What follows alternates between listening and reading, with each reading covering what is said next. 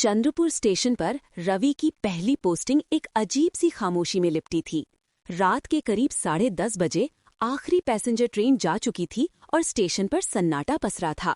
Ravi cabin का ताला लगाकर अपने क्वार्टर की तरफ बढ़ रहा था, तभी उसे पटरी पर किसी के सिसकने की आवाज सुनाई दी।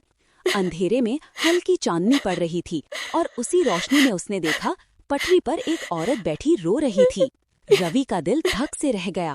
अगले 5 मिनट में कलिका मेल इसी पटरी से गुजरने वाली थी और उसका यहाँ स्टॉप भी नहीं था। ए बहन जी, ये क्या कर रही हैं आप? उठिए, ट्रेन आने वाली है। रवि पटरी की ओर दौड़ा। औरत ने सिर थोड़ा उठाया पर जवाब नहीं दिया। उसकी आंखों की लालिमा बता रही थी कि वो काफी देर से रो रही थी। चलिए जल्दी, इधर आइए, पटरी से दूर। आप ठीक हैं? ओ बहन जी, जरा जल्दी करिए प्लीज, ट्रेन आ रही है। रवि ने उसका हाथ पकड़कर उठाया। ट्रेन की सीटी दूर से सुनाई देने लगी। औरत लड़खड़ाई, शायद पूरी तरह होश में नहीं थी। रवि ने उसे संभाला और पटरी से किनारे ले आया। कलिका मेल चीखती हुई स्पीड में गुजर गई। पहली बार रवि उसे ठीक से देख पाया। काफी खूबसूरत पर बेहद थकी हुई। आंखों में एक ऐसा दर्द था जिसे देखकर किसी का भी दिल पिघल जाए। आइए, मेरे केबिन में बैठिए, पानी पी लीजिए। रवि ने नरमी से कहा। औरत चुपचाप उसके साथ चल दी। रवि ने केबिन की लाइट ऑन की।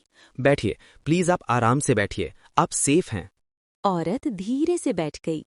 उसके हाथ अभी भी कांप रहे थे। रवि ने गिलास में पानी भरकर आगे बढ़ाया। लीजिए, पहले पानी पी लीजिए। औरत ने दोनों हाथों से गिलास पकड़ा, पर पीने से पहले एक पल के लिए रवि को देखने लगी, जैसे किसी भरोसे की तलाश में हो। फिर कुछ मिनटों की चुप्पी के बाद रवि ने धीरे से पूछा, अगर बुरा न माने तो एक बात पूछूं, यहाँ पटरी पर क्यों बैठी थी आप? घर में कुछ प्रॉब्लम है तो उसको सॉल्व करने का ये तरीका तो ठीक नहीं। वैसे आपका नाम क्या है? अनुष्का। तो अनुष्का जी, ये जिंदगी और ये दुनिया दोनों बहुत खूबसूरत हैं, फिर भी आप। मेरे लिए भी थी, लेकिन तभी तक जब तक मेरे पापा थे। उनके जाने के बाद सब बदल गया। देखिए अनुष्का जी, आप अगर चाहें तो अपनी प्रॉब्लम्स बता सकती हैं। वैसे भी दिल का दर्द बयान करने से दिल हल्का हो जाता है, सो प्लीज। मेरे पापा बहुत अच्छे थे।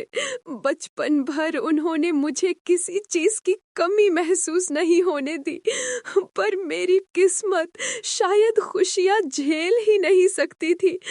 मैं 10 साल की थी तभी पापा की मौत हो गई और बस उसके बाद मेरी जिंदगी बर्बाद होना शुरू हुई। पापा के जाने के बाद सौतेली माँ का असली चेहरा सामने आया।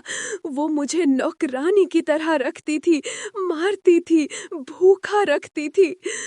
एक दिन मुझे तेज बुखार था, 102 डिग्री। मैं सुबह उठ नहीं पाई तो उन्होंने पानी से भरी पूरी बाल्टी मेरे ऊपर उड़ेल दी। ठंड से मैं कांपती रह गई और वो हंसती रही। मैं पढ़ना चाहती थी, आगे बढ़ना चाहती थी, पर उन्होंने मुझे घर में कैद रखा। कहती थी, तुम्हारे पापा ने मुझे श्राप देकर छोड़ा है, अब मैं तुम्हें आराम नहीं करने दूंगी। प्लीज अनुष्का जी, आप रो मत, प्लीज शांत हो जाइए। सच में आपके साथ बहुत बुरा हुआ, लेकिन आप हिम्मत मत हारो। आप यहाँ सेफ हैं, जब तक चाहें यहाँ रह सकती हैं आप। कुछ देर आराम कर लीजिए, अच्छा रहेगा। सुबह होते ही रवि की आंख खुली। वो क्वार्टर के दरवाजे के पास रखी कमजोर सी स्टील की कुर्सी पर ही सो गया था, ताकि अंदर सो रही लड़की को असहज ना लगे। अनुष्का अब भी गेस्ट बेड पर थी। चेहरा थोड़ा सूजा हुआ, पर रात जितना दर्द अब नहीं था। उसने उठकर आसपास देखा, जैसे यकीन कर रही हो कि ये जगह सच में सुरक्षित है। तभी रवि अंदर आता है। उठ गई आप? चाय बना दूं? देखो, मना मत करना, पता नहीं कब से कुछ खाया पिया नहीं होगा आपने। अनुष्का ने हल्के से सिर हिलाया। कुछ देर बाद दोनों चुपचाप चाय पी रहे थे। रवि ने धीरे से पूछा, रात को डर ज्यादा लगा था? हाँ, पर यहाँ आकर थोड़ी राहत मिली। मुझे लगा कोई डांटेगा या सवाल पूछेगा, पर आपने बस मुझे बैठने दिया। इसके लिए थैंक्स। कभी कभी ज्यादा बोलने से हालात हल्के नहीं होते, बस किसी का शांत होकर साथ देना काफी होता है। अगर आप चाहो तो कुछ दिन यहीं स्टेशन के रेस्टरूम में रह सकती हो। कम से कम तुम्हें सोचने का समय मिलेगा कि कहाँ जाना है, क्या करना है। थैंक्स, ये एहसान मैं कभी नहीं भूलूंगी। बस प्लीज आप मुझे कोई काम दिलवा दीजिए, मैं झाड़ू, बर्तन, खाना पकाना सब कर लूंगी। ठीक है, मैं देखता हूँ क्या हो सकता है। फिलहाल तो अभी आप कुछ दिन आराम करिए, जब तक आप पूरी तरह स्वस्थ नहीं हो जाती। धीरे धीरे दिन बीतने लगे। अनुष्का ने स्टेशन के रेस्टरूम को अपना अस्थायी घर बना लिया। हर सुबह रवि ड्यूटी पर जाने से पहले उसके लिए नाश्ता ले आता और शाम को वापसी में खाना। एक शाम रवि रेस्टरूम में आया तो अनुष्का ने उसे रोक लिया और बोली, आप रोज मेरे लिए खाना लाते हैं, मुझे अच्छा नहीं लगता। अरे क्या हुआ, मैं तो वैसे भी अपने लिए बनाता ही हूँ। हाँ, लेकिन खाना अच्छा नहीं तो वो मैं मानता हूँ। मजाक मत करिए, खाना बहुत अच्छा बनाते हैं आप। लेकिन मैं बनाना चाहती हूँ, मुझे खाना बनाना आता है। आप बस सामान ला दीजिए। आप दिन भर काम करें फिर मेरे लिए खाना बनाएं, मुझे बिल्कुल अच्छा नहीं लगता। वैसे भी अब मैं ठीक हो गई हूँ और घर में पड़े पड़े बोर होती हूँ। मेरे जॉब का भी कुछ पता नहीं किया आपने। अनुष्का जी, ये छोटा कस्बा है, यहाँ काम कौन देगा? वैसे भी ये उम्र आपकी पढ़ने लिखने की है, काम करने की नहीं। मेरी मानो तो आप किसी कॉलेज में एडमिशन लेकर अपनी आगे की पढ़ाई पूरी करो, तब मैं आपको खाना बनाने की इजाजत दे सकता हूँ। इतना मान सम्मान मत दो मुझे, इसकी आदी नहीं हूँ मैं। एक अनजान लड़की को आपने रहने का ठिकाना दिया और अब आप मेरी पढ़ाई पूरी कराएंगे, ये एहसान कैसे चुकाऊंगी मैं? अरे ये तो बहुत आसान है, खाना बनाकर चुका देना। ठीक है, तो फिर मैं आगे पढ़ूंगी और खाना भी बनाऊंगी। आपका एहसान उतारने के लिए नहीं, आपको खाना खिलाने के लिए। आपको पता है बहुत अच्छा खाना बनाती हूँ मैं। अगले दिन से अनुष्का रवि के क्वार्टर में आकर उसके लिए खाना बनाने लगी। उसके हाथ का खाना इतना स्वादिष्ट था कि रवि को घर की याद आने लगी। रवि ने शहर के एक प्रतिष्ठित कॉलेज में उसका दाखिला करा दिया। अनुष्का ने मन लगाकर पढ़ाई शुरू की। उसकी जिंदगी धीरे धीरे पटरी पर आने लगी। वे दोनों एक साथ रहते थे, एक दूसरे का ख्याल रखते थे, लेकिन उनके रिश्ते में एक गरिमापूर्ण दूरी बनी हुई थी। एक दिन अनुष्का घर में अकेले बैठी अपने बालों में कंघी कर रही थी। तभी रवि अंदर आया। उसकी नजर अनुष्का के चेहरे पर पड़ी और वो चौंक गया। उसने कभी अनुष्का को इतने गौर से नहीं देखा था। अनुष्का जब भी उसके सामने आई थी, अपने चेहरे का एक ही हिस्सा दिखाती थी, जिसकी वजह से रवि पूरी तरह उसका चेहरा नहीं देख पाया था। रवि को चौंकता देख अनुष्का की आंखों में आंसू आ गए। सॉरी, मुझे माफ कर दो, प्लीज मुझे घर से मत निकालना। शांत हो जाओ, रो मत। मैं तुम्हें घर से क्यों निकालूंगा भला? तुमने किया क्या है ऐसा जो इस तरह रो रही हो? गांव में, घर में सब मुझे मनहूस समझते हैं मेरे चेहरे की वजह से। इसीलिए मैंने अपना एक ही साइड का चेहरा अभी तक दिखाया आपको। मुझे माफ कर दो, मैं अब कभी आपके सामने नहीं आऊंगी। बस मुझे घर से मत निकालो, मैं मनहूस नहीं हूँ। प्लीज पहले रोना बंद करो। सुंदर चेहरा ही सब नहीं होता। तुम मनहूस हो, ये बात अपने दिमाग से निकाल दो। विचार अच्छे होने चाहिए, इंसान की नीयत अच्छी होनी चाहिए। आई बात समझ में?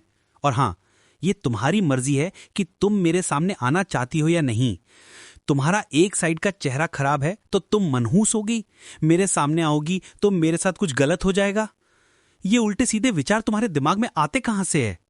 बिन मांगे मोती मिले, मांगे मिले न भीख। जब मैं चाहती थी कि सब मेरे साथ हमदर्दी दिखाए, मेरे को प्यार करे, एक इंसान के जैसा व्यवहार करे, तब किसी ने नहीं किया। मुझे अपने तानों से, गालियों से मेरे जिस्म ही नहीं, आत्मा को भी छलनी कर डाला। और अब आप मिले हो तो इतनी हमदर्दी। कौन से ग्रह से आए हो आप? अब इंसान हो भी कि नहीं? अरे बाबा, इसी ग्रह का इंसान हूँ। आपको मैं एलियन लग रहा हूँ क्या? पहली बार किसी इंसान में इतनी इंसानियत देखी है। अच्छा, इंसान हो तो भूख भी लगती होगी ना? चलो खाना गरम करती हूँ। चलो, इंसान होने का सबूत दे ही देता हूँ। अच्छा ये बताओ कि हुआ क्या था? ये चेहरा तुम्हारा पैदाइशी तो खराब नहीं लगता, हम पैदाइशी नहीं है। घर पे गलती से मुझसे दूध उबल कर बह गया और मम्मी ने जलती हुई लकड़ी मेरे गाल पर लगा दी। प्लीज चुप हो जाओ, अब आगे कुछ मत बोलो। उस दिन के बाद अनुष्का ने कभी चेहरा नहीं छिपाया। समय गुजरा, अनुष्का ने ग्रेजुएशन पूरा किया।